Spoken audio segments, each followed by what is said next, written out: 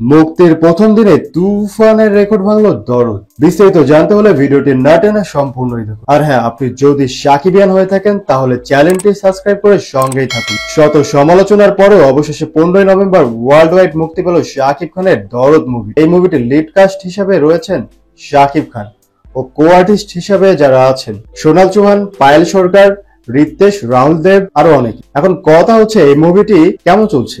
যদি এক কথায় বলি, মুভিটি প্রথম দিনে বাম্পার ওপেনিং দিচ্ছে, প্রতিটি শোই যাচ্ছে হাউসফুল, শুধু বাংলাদেশে নয় সারা বিশ্বেই।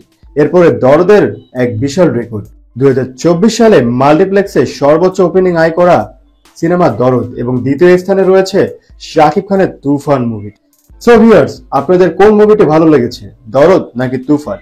অবশ্যই কমেন্ট করে জানাবেন। আর এরকম মিডিয়া জগতে নিত্য নতুন আপডেট পেতে আমাদের চ্যানেলটি সাবস্ক্রাইব করে সঙ্গেই থাকবেন। ধন্যবাদ।